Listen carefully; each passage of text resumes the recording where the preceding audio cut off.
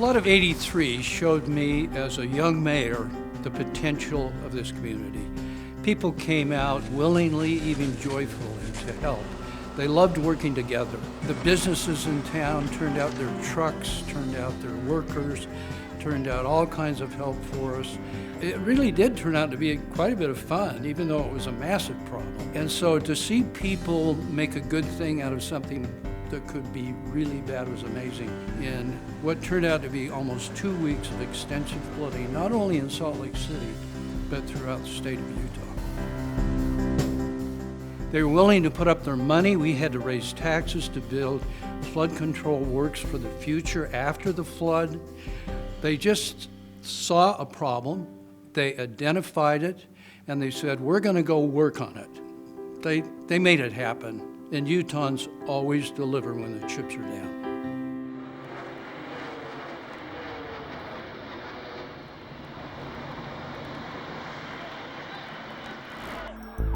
Like most other people, the moment I became aware that America was under attack is a moment I will never forget.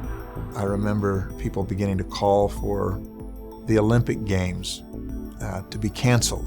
Maybe we couldn't do it now because the world would not be a safe place. We all have our experiences and moments. It was a time when there was trauma, but there was also great resolve. This became, very quickly, the first place that the world would gather after 9/11. So obviously it needed to be safe, and we needed to demonstrate that we would not bow, not just as Utahns or Americans, but as people.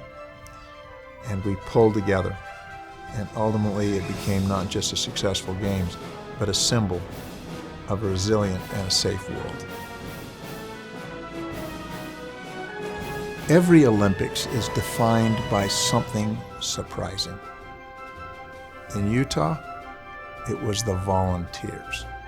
Within a day or two of the games beginning, all of the accredited and non-accredited media began to write about the remarkable people and how they volunteered.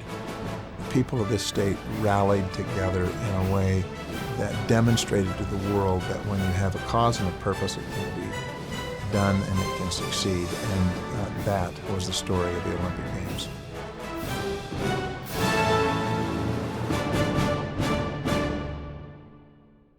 We are just getting word of a new education report.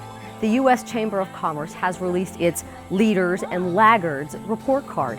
It's a state-by-state look at K-12 educational effectiveness. Utah's overall grade? A C. Now, there were some bright spots. Utah did get an A on return on investment, and we got an A on use of technology. But we received a C in almost every other category, including post-secondary and workforce readiness, international competitiveness, academic achievement for minorities, and 21st century teacher workforce.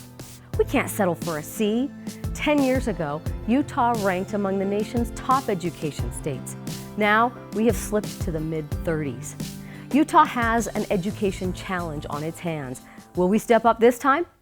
I think every generation of Utahns has faced some challenge that required them to come together. I think there's little question that for Utah, the next generation, it's how do we prepare our children to assure that this sense of place that we have, that the values we have, can in fact endure and prosper. And there's no question that the ability to educate our children is at the heart of that. That is the enduring challenge of this generation, and it will require us to solve that, to unlock the combination in order to assure that not only this generation, but the next can enjoy what we have. When Utah is faced with a challenge, we step up, and we need to step up for education in Utah.